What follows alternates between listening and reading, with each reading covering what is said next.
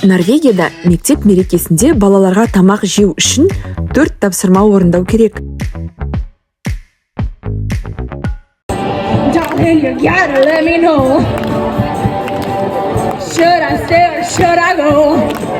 Бүгін біз Саннес халықаралық мектебіндегі қауымдастық мейрамына келдік. Бұнда бүкіл отбасы бірге қатысады. Нешеуін істедің, қызым? Үшеуін? Бұл жыл сайын өтетін үлкен қоғамдық жиын. Мұнда ата-аналар да, мұғалімдер де бірдей ұйымдастырады. Ал биыл Норвегияның тәуелсіздігіне орай ұйымдастырылған шара болды. Осы шараға қатысу үшін ата-ана әр баласына 50 крон төлеу керек болды. Биыл жиналған ақша мектеп жобаларына жұмсалады екен. Биылғы тақырып спорт. Балалар әр бекетте тапсырмалар орындап жүр.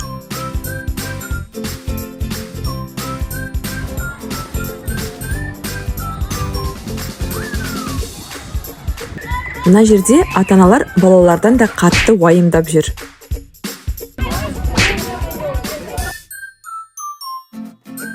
Ал ең қызығы, балалар 4 тапсырма орындамайынша тамақ жей алмайды.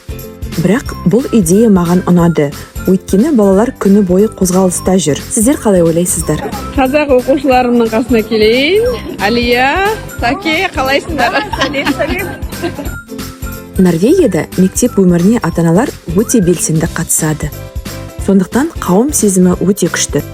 Маған бүгінгі шарада ең қатты ұнаған нәрселердің бірі түрлі елдердің ұлттық тағамдар бөлімі болды.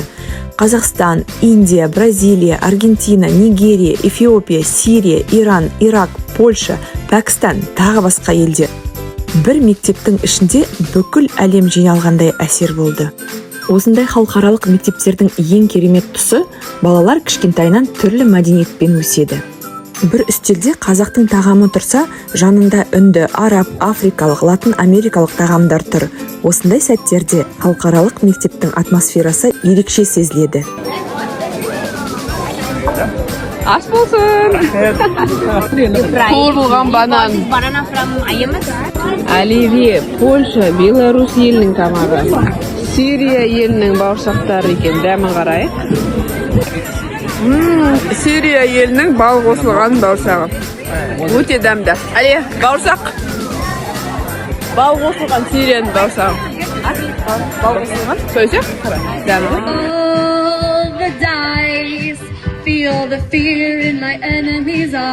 Шарамыздың атмосферасын одан сайын ерекше еткен шағын жанды дауысты концерт болды. Бразилиядан келген 10-шы сынып оқушысы Анна осы мектепте оқиды. Ол ән айтып, ал артында өзінің сыныптастары кішкентай бәнд құрып сүйемелдеп ойнап тұрды. Ішінде барабаншы да бар, гитара тартқан оқушы да бар, тіпті музыка пәнінің мұғалімі пианинода сүйемелдеп отырды. Шынымды айтсам, кәдімгі мектептегі шара емес, кішкентай фестиваль сияқты өтті. Шарамыз аяқталған соң, барлық ата-аналар бірігіп, орнымызды жинап кеттік. Осы влог ұнаса, лайк басып, арнамызға тіркеліп кетіңіздер. Норвегиядағы өмір туралы тағы да қызықты бейнебаяндар болады.